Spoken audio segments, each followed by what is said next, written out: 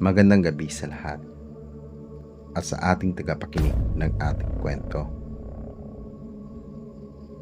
Ngayong gabi, ang inyong maririnig na kwento ay hango sa totoong buhay na pangyayari.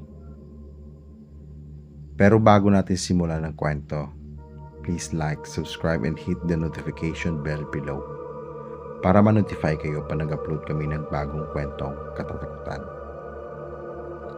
Ang kwentong aking babahagi ang galing sa aking lola. Nung unang panahon sa Santa Barbara, nung dalaga pa daw ang aking lola, meron siyang ibabahagi na kwento tungkol sa isang puno sa gitna ng palayan. Dahil daw nakakatakot dito pag dumadaan ka ng gabi.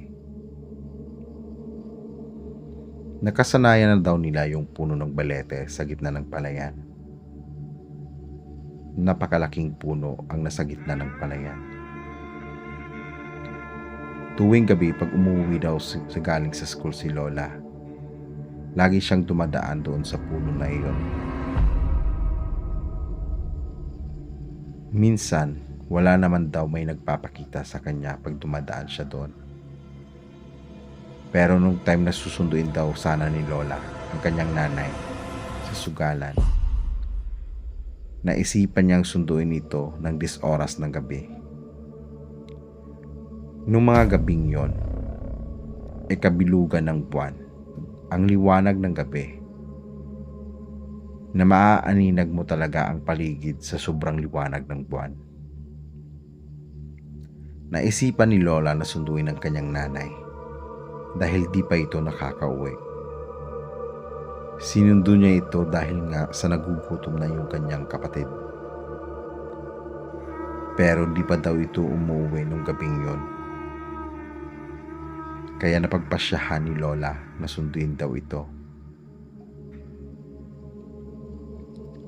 Kaya naglakad si Lola mag-isa para sunduin ang kanyang ina. Pero lampara niligas ang kanyang dala noong mga time na yon. Habang naglalakad si Lola, binabaybay niya yung kahon ng palayan. At higit sa lahat, madadaanan niya yung puno. Nang medyo malapit na si Lola sa puno ng balete, ay bigla daw lumakas ang hangin. At biglang namatay ang kanyang lampara.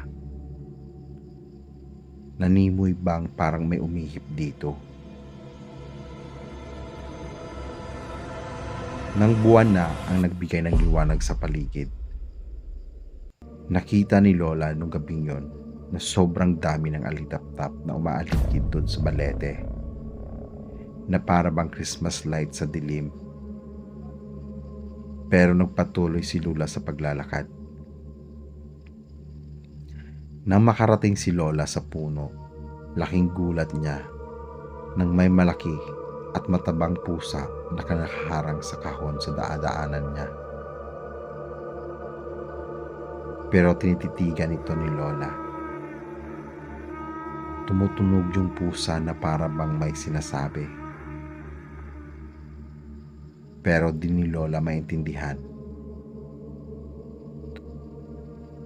Agad naman sumagot si Lola sa pusa na tumabi na may halong takot sa boses.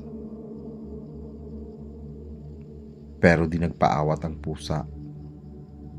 Ngaw-ngaw ng ngaw-ngaw na para bang nagagalit, hanggang sa nainip si Lola. Sinipa niya yung pusa. Agad naman tumilabon yung pusa sa palayan. Sabay takbo ni Lola. Nung makalampas na siya sa puno, nilingon ni Lola yung pusa. Pero di na daw niya ito marinig at makita. At laking gulat ni Lola. Nakita niya na para bang may siga sa puno at umuusok ng bahagya. Natakot si Lola. Kaya dumiretso si Lola sa kanyang nanay sa sugalan at sinundo ito. Agad niyang sinabi na umuwi sa kadahilan ng nagugutom ang kanyang mga kapatid. Agad namang umuwi silang dalawa. Pero nung dumaan sila doon sa puno, wala na silang makita o maramdaman dahil may kasama na si Lola noong mga oras na iyon. Pero napapalingon si Lola sa likod. Baka daw may humaplot sa kanya. Dahil nga sa takot, pinaalbularyo nila yung puno. At makalipas ang ilang buwan, nalagas ang mga dahon nito. At kakalaunan, namatay yung puno. Maaring magbahagi ng inyong kwento para maitampok namin ito sa aming channel. Mag-email lang sa aming email address.